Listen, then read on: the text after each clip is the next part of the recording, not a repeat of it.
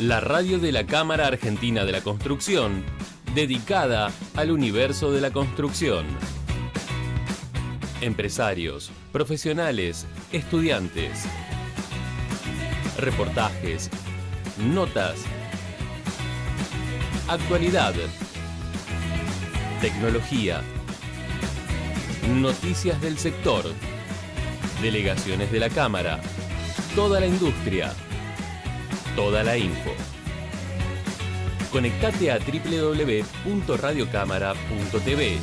Buenos días a todos, bienvenidos nuevamente a Radio Cámara, el segmento de la Escuela de Gestión. Me presento, soy Sebastián Orrego, coordino la Escuela de Gestión y entre múltiples tareas semanales o quincenales tenemos este segmento que sale por la radio y que luego queda grabado y lo difundimos a través de distintas plataformas y redes sociales. Hoy tenemos una mesa ampliada, como cada tanto suele suceder. Siempre llegamos hasta ahí, porque si no, de espaldas estaría la cámara. Así que hasta acá, hasta 4, entramos bien en la mesa. Nos vamos a ir presentando. Hoy tenemos un invitado internacional. Radio Cámara se internacionaliza, aunque el último programa tuvimos invitados chilenos, pero ahora nos vamos a Europa y nos acompaña Miklos Sobeñi-Lux. Lo pronuncié relativamente con dignidad, bien, ¿no? Bien. Volvemos a traer a la mesa la temática BIM, porque creemos que es un cambio necesario, un cambio que se está llevando adelante en muchísimos lugares del mundo y que en Argentina, a nuestro ritmo, un ritmo más quizás argentino, estamos llevándolo adelante. Y este año el tema está realmente al rojo vivo. Es un tema candente, un tema que reunión en la que uno participe sale por alguno de los costados, ya sea por tema económico, por tema de proyecto, por tema de cumplimiento de los plazos o de los costos. Siempre alguien te habla de BIM. Estamos liderando el tema en la Cámara Argentina de la Construcción o acompañando a líderes que ya venían trabajando, como Nicolás y Javier, y les pido que se presenten y que después comencemos con mucha tranquilidad este diálogo con Miklos. Bueno, me llamo Nicolás Ruggero, yo soy ingeniero civil, miembro de la Cámara Argentina de Construcción y del Grupo 2020 de la Cámara. Vengo trabajando con BIM en mi empresa constructora hace 6 años y bueno, y ahora tengo el honor de formar parte de los que empezaron a organizar y los fundadores del BIM Forum de Argentina. Bueno, yo soy Javier Núñez, arquitecto y básicamente docente. Profesor en la Facultad de Arquitectura de la Universidad de Buenos Aires, de la Universidad Nacional de Avellaneda y en la Universidad de Moreno también, dando desde hace muchos años AutoCAD y desde hace menos años trabajando muy fuerte con el BIM. También fomentando desde un posgrado el uso del BIM y también muy contento de estar formando parte de este grupo que está dando origen al BIM Forum, que esperemos que este año finalmente se concrete. Bien, y nuestro invitado internacional, Miklos. Soy Miklos Sobeñi-Lux, jefe de Relaciones Estratégicas de Graphisoft a nivel mundial. Por profesión, no tienen que temer, soy un arquitecto. Tenemos un ingeniero, 2 arquitectos y yo vengo de la filosofía, así que soy el raro de la mesa, pero bueno. Miklos, ¿qué es esto de ser jefe de relaciones estratégicas? ¿Por qué estratégicas y con quién te relacionas en tu trabajo? Me relaciono con mercados estratégicos que son muy importantes para Graphisoft y mercados que recién están implementando BIM, por ejemplo, como toda América Latina. ¿Cómo ves que se está implementando BIM en América y en particular en Argentina? Es muy interesante. Están empezando, pero yo puedo decir desde mi experiencia de Europa que no están muy demorados. Prácticamente estándares BIM en Europa no existen en el continente. Es muy interesante, solo en los países nórdicos e Inglaterra. O sea, no estamos nada lejos, hay que hacerlo aquí también. La sensación era otra, ¿no? Capaz que... Sí, yo tengo un poco más de experiencia de lo que está pasando en Norteamérica, por ahí hay por zonas muy evolucionadas y zonas que no tanto, pero mi pregunta, Miklos, era un poco, ¿cómo ves que habría que encarar un desarrollo de un foro BIM local? de cuáles serían para vos las etapas o por dónde habría que hacerlo, porque lo que se ve en el mundo es que por ahí hay distintos tipos de estrategias, de misiones, de objetivos. ¿Cómo, con tu experiencia, cómo ves que serían las mejores prácticas de hacerlo?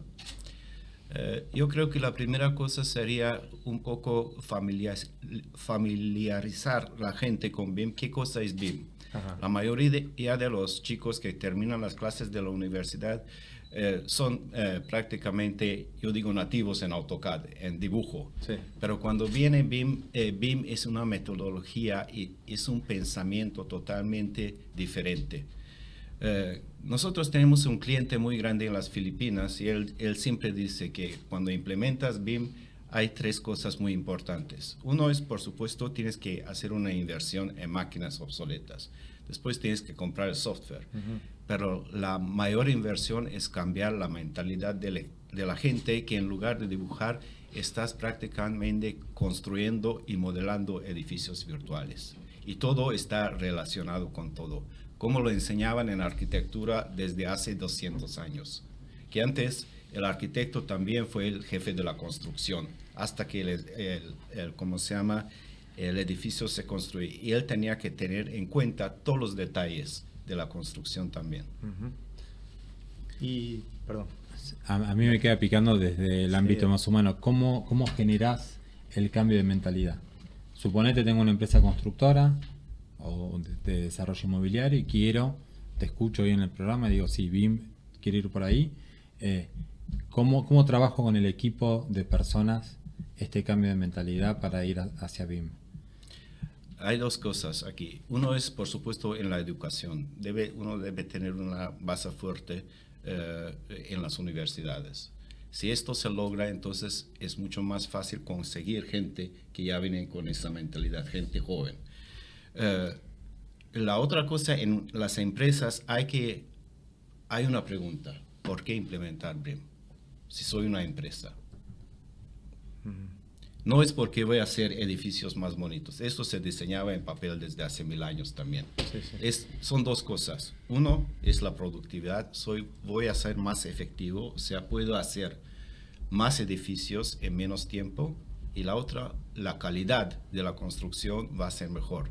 Tengo menos fallos y estos fallos se descubren antes de construir, no durante la obra, cuando es mucho dinero y mucho tiempo para corregirlos. Yo te quería preguntar, recién mencionaste que en Europa son pocos los países que tienen organizado ya una normativa BIM. ¿Se puede apreciar alguna diferencia en el rendimiento, en el funcionamiento del BIM en esos países comparándolo con los que no tienen la normativa? ¿O los que no tienen normativa la vienen llevando más o menos bien? Los que no tienen normativa también, hay usuarios de BIM, solo que todavía no es un requerimiento por el gobierno. Ahora, los países, especialmente los países más ricos, Inglaterra, los nórdicos o en Asia, Singapur, descubrieron que el gobierno puede ahorrar millones de dólares con esto. Porque yo siempre digo, si un arquitecto es más productivo, va a comprar su carro nuevo en 1 año y medio antes. Pero si una compañía constructora ahorra solamente 1%, esos son millones de dólares en una construcción. Entonces estos gobiernos descubrieron, no obstante los más ricos, que por eso son ricos, porque saben ahorrar. Sí. Entonces ellos descubrieron esto y en estos países, en Estados Unidos también, por eso se desarrollaron los estándares BIM primero en estos países. Bien. Yo te quería preguntar un poco sobre Graphisoft y sobre su software. ¿En dónde Graphisoft es más fuerte? Y principalmente sabemos que ArchiCAD es uno de los softwares más fuertes. ¿Cuál es la gran ventaja que tendría un usuario BIM de elegir su software? Hay una cosa tradicional. Graphisoft empezó a desarrollar BIM desde los principios. O sea, ArchiCAD se llamaba así y se llama así. Empezó a desarrollar en 1984, hace más de 32 años. Sí. Y desde el principio siempre dijimos que somos BIM, aunque esta expresión no existía, decían edificio virtual, que significa que prácticamente tú modelabas el edificio igual que ahora en BIM, pero se llama edificio virtual, estaba en tu computador ahí Sí. modelado, con todos los detalles, y ya podías sacar en 1984 lista de materiales, hacer una vista 3D, cortes, secciones del mismo modelo. Y nuestro mercado principal entonces fueron los arquitectos. Entonces para ellos, yo digo, un arquitecto tiene suficiente trabajo para hacer un edificio bonito, para pensar en los detalles y la estética del edificio que sea funcional. Entonces necesitábamos desarrollar una herramienta muy simple de aprender. Entonces yo digo una ventaja clave todavía es que hablamos el lenguaje de los arquitectos. Las herramientas son estructuras de edificios como columnas, vigas, losas, muros, por ejemplo, y además es fácil de aprender en unos pocos días, porque siempre se ha tenido cuidado hacerlo lo más fácil y lo más amigable posible. Eso viene también la otra cosa, que estamos en 2 plataformas, en Macintosh y también en Windows.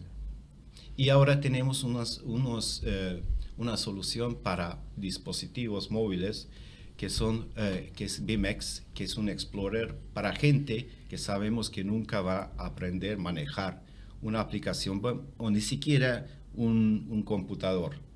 Pero con un iPad o un Android sí puede visualizar, ver, anotar los dibujos y también los dibujos técnicos que puede recibir. Me suena que eso puede ser muy útil en una obra. En la obra, para el dueño del edificio, para la familia del dueño, para que todos puedan participar en el proceso del diseño, y por supuesto para los principales de la oficina que tampoco van a manejar una aplicación BIM. Bien. Y respecto al Open BIM, que se habla mucho de eso, ¿por qué Graphisoft fomenta el Open BIM? Fomentamos el Open BIM junto con otras empresas. Eso fue un fomento iniciado por Graphisoft, Tekla y otras empresas. Y prácticamente lo que vimos, que en arquitectura no hay tantos, para decirte, estándares. O sea, uno puede acotar de una manera u otra un dibujo. Con eso puede ser diferente. Pero en otras disciplinas, por ejemplo, análisis de estructura, siempre hay soluciones locales que se han desarrollado para cada mercado que son los mejores. ¿Por qué?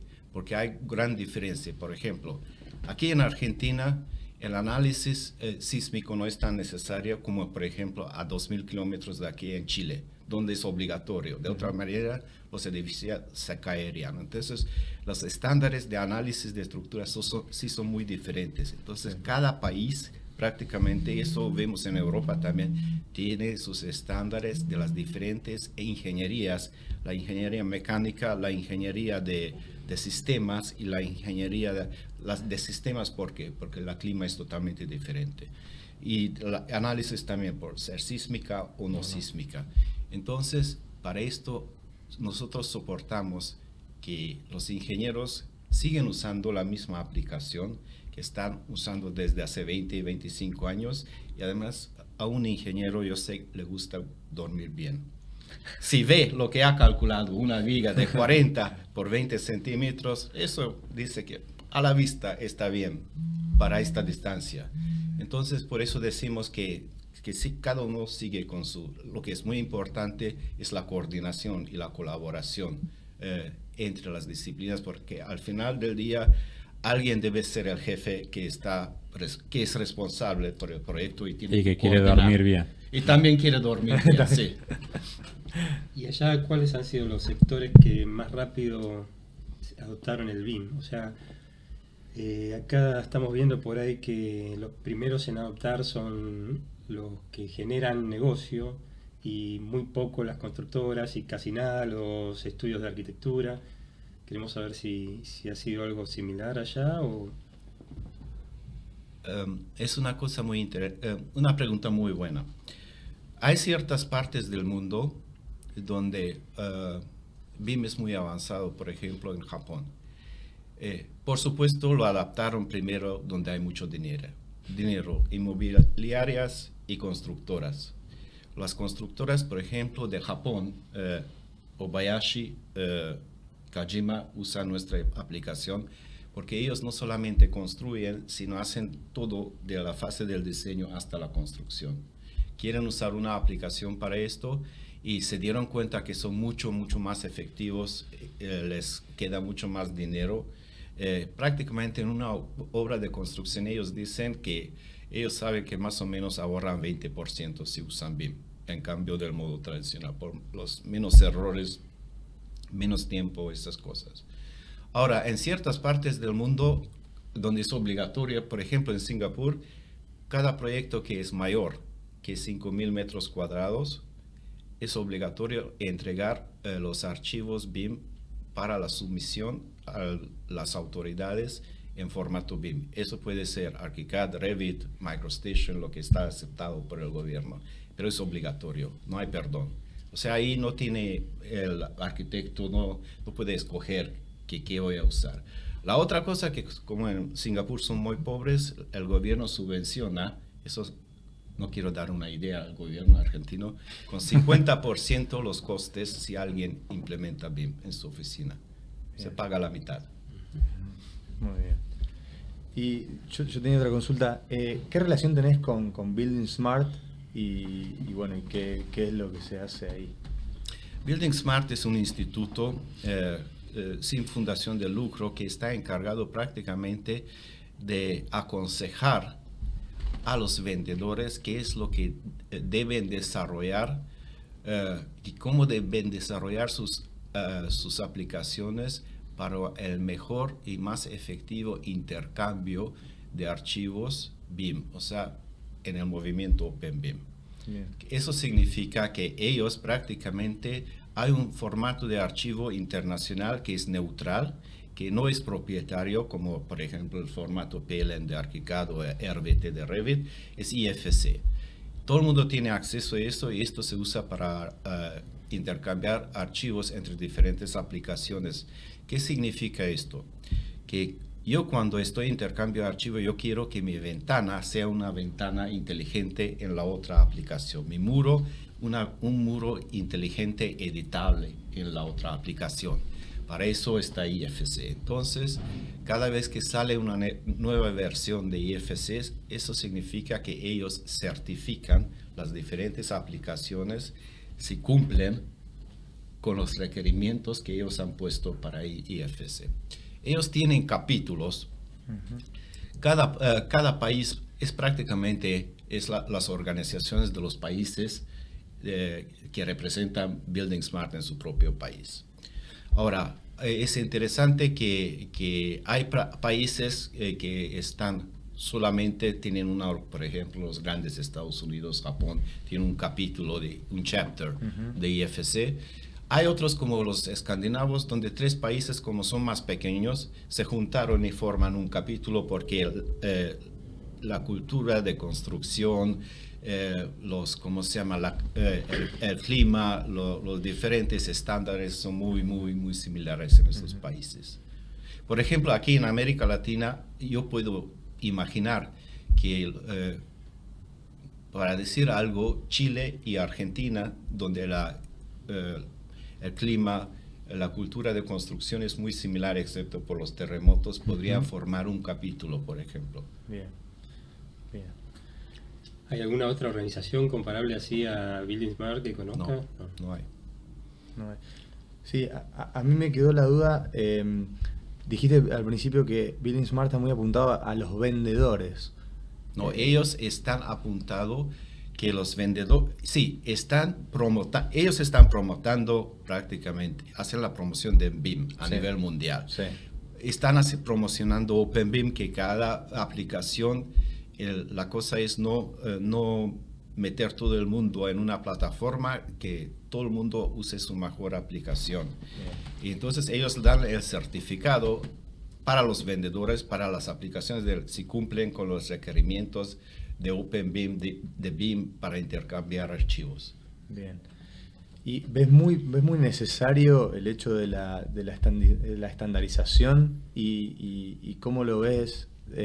Por ejemplo, si nosotros encarásemos una estandarización local, sería muy bueno que nosotros nos basemos en las que ya existen o están queriendo formar los foros de otros países como para que Latinoamérica tenga, o no, puede que tengan una local propia. ¿Cómo encararías esa estrategia a nivel de Argentina? Mira, es muy interesante otra vez porque prácticamente lo que yo veo, yo estoy miembro del Comité Europeo de la Unión Europea para crear los estándares BIM para toda la Unión. Ahora participan 18 países de los 28. Estamos ahí, tenemos reuniones, discutir. Pero prácticamente no es crear un estándar, es más bien definir los requerimientos y el flujo de trabajo que debe cumplir cuando uno está trabajando en BIM. No que específicamente que debe cumplir. Para eso tienen los estándares climáticas, energéticas, de análisis de estructura, etcétera, en cada país. En estos ellos tampoco se meten. La única cosa que piden es que cuáles son las diferentes fases de un proyecto, por ejemplo, que deben cumplirse para poder trabajar con una metodología BIM. Estás hablando por ahí de los LOD o los diferentes Level of Development. Exacto, eso.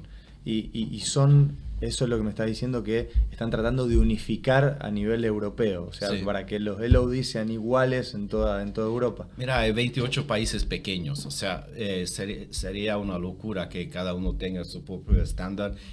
Y además el flujo de trabajo de trabajadores es libre dentro de la entonces comunidad. Un arquitecto va de Inglaterra a Alemania y no entiende nada porque tiene que aprender los estándares. La otra cosa es que no hay que torturar al arquitecto con los estándares, que debe ser lo más simple posible. Él tiene suficiente trabajo en diseñar la casa.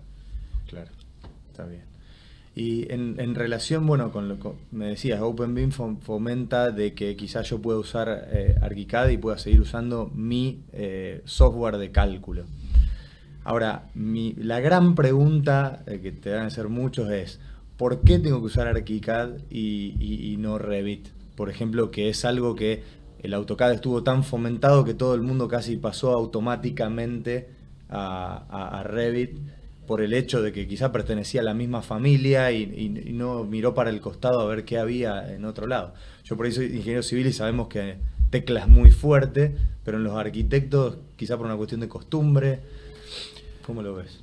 Yo lo veo, eso viene de prácticamente de OpenBIM. Que lo que nosotros decimos que cada disciplina tiene su Ferrari. Bien. Para los arquitectos puedes considerar ArchiCAD. Hay muy buenas aplicaciones. Ahora, AutoCAD no se puede, porque AutoCAD es una herramienta de dibujo genérico.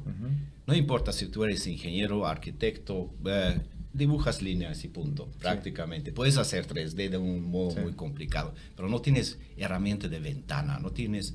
Para esto surgieron las aplicaciones BIM como ArchiCAD, Revit, y nosotros decimos por eso que cada uno puede escoger lo que uno más le gusta, y lo otro que puede ser que hay unos que son mejores en una cosa como Tecla en diseño de estructuras, o por ejemplo ETABS para cálculos sísmicos en análisis, ArchiCAD para arquitectura, RevitMap para sistemas de instalaciones, y toda esa gente debe poder comunicar con uno al otro, y al final del día alguien tiene que coordinar todos los modelos que vienen de las aplicaciones. ¿De qué cantidad de aplicaciones más o menos estamos hablando?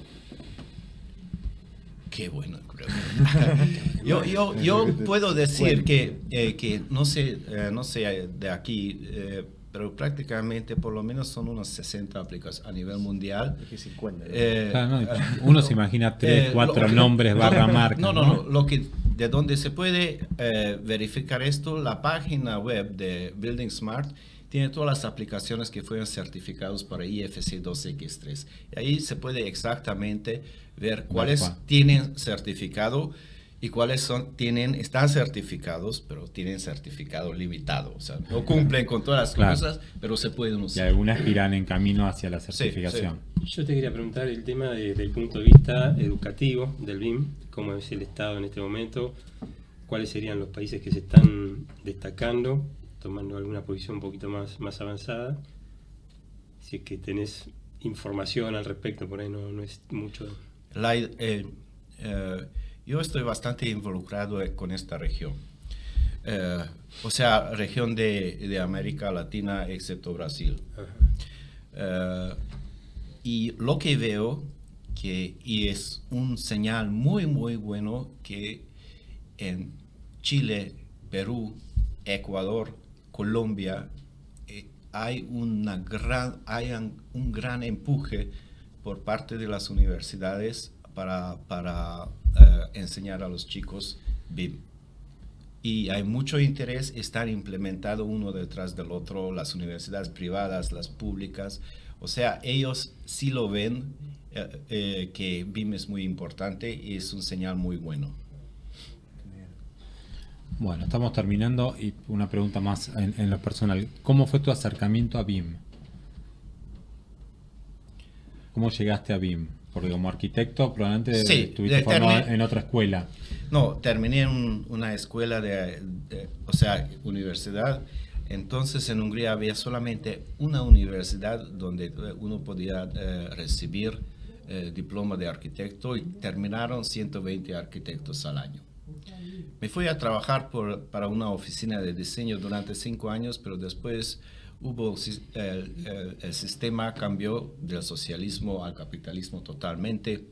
Hubo crisis, todas esas cosas, entonces empecé a pensar, a ver, ¿qué otra cosa existe?